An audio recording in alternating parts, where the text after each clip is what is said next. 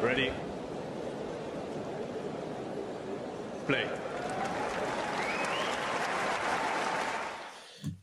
We All will right, Tommy talk about Paul, Joao Fonseca.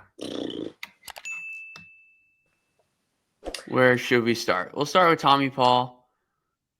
Played Houston, decided to stay home, did not make the trip to Monte Carlo.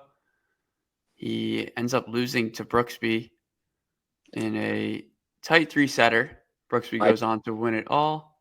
I called that, by the way. I Did you? called Brooksby. I actually did. Brooksby beats Paul in 3. I actually said that. Impressive. Anyway, Impressive. Anyway, Tommy does not play in Munich or Barcelona either. So here we go. We got his first match on, I guess, European clay, we'll say. That Houston clay is it's more like hard true and, plays different, but, altitude, high bouncing. I don't know. I think we should maybe take a look at Tommy's Madrid results over the years. Is this normally the first tournament he plays, I guess, on I European think clay? usually it's his first tournament of the first clay tournament of the year in Europe.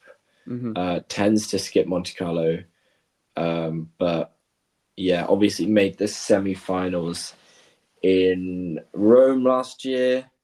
Here we go. Got a Yeah. Last year he lost to Cerundolo in the third round. 23 lost in the second round to Safalin. And then 22, he actually lost in the first round. He played center, and he had some match points, but didn't convert them.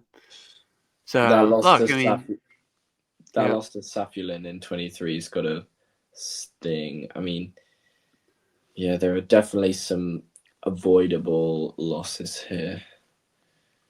But I mean, it's definitely not his favorite place. I think Tommy does probably.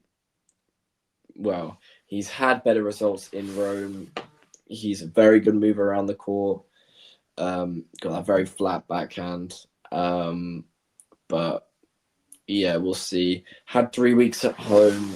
Kind of, it's going to be tough to adapt straight away. You'd hope that he's arrived in Madrid with plenty of preparation time, trying to get used to the clay. But if he hasn't, and he hasn't had that much practice time, Fonseca, without taking into the fact of how good of a clay court player he is, would give Paul a run for his money on a hard court, and then Fonseca's clay court ability is maybe, especially here, more, I wouldn't say prestigious, but he has a shot here, a very big shot to take out a big opponent in Paul, and I think he will get it done. I think it will be 3 sets, but I think Fonseca will take out Paul, and it's going to be a bit of a stop-start clay season for Paul. Obviously, has a lot of points to defend in Rome, but this is a slow start for him, I believe, and especially against someone. It's a tough draw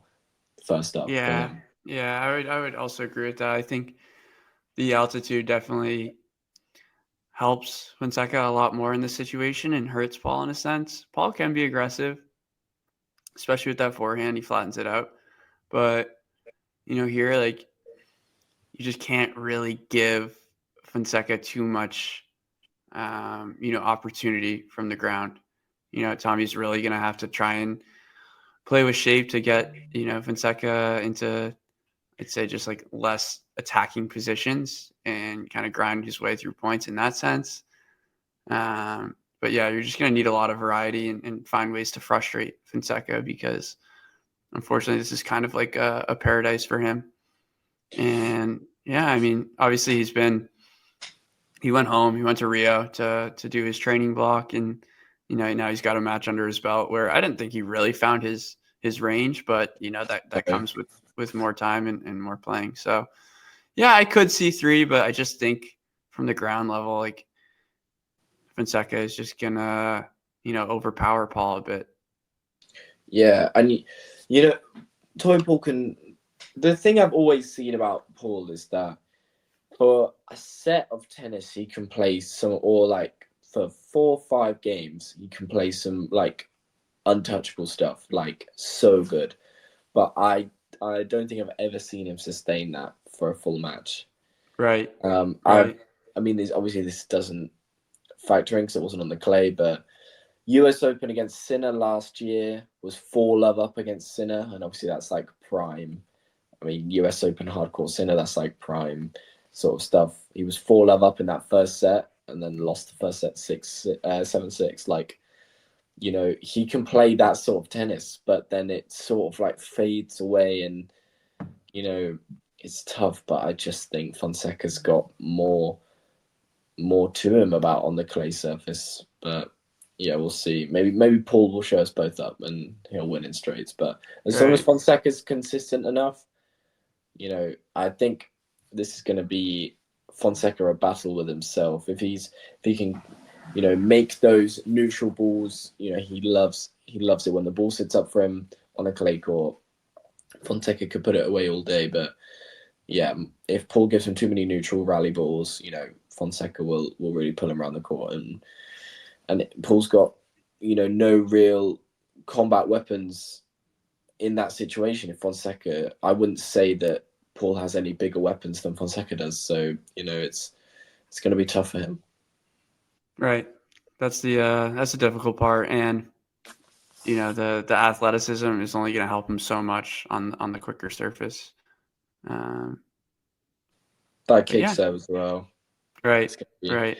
I mean, I've that watched. Thing is crazy. Yeah, three games, and Fonseca maybe out of his like, I don't know, maybe like his 15 serves, he hit like at least like 10 kick serves. Like it's just going so. It's like Shelton's kick serve. It's got so much to it, and it's gonna be such a big weapon trying to deal with that, trying to get up that high, especially for Paul isn't the tallest guy on tour, so it's going to be tough for him to really get up to that height and return with any sort of conviction, because as we said, neutral rally balls are exactly what Fonseca wants.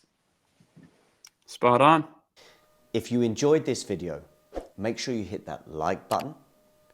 Don't forget to subscribe and click that notification bell so you don't miss out on all things tennis.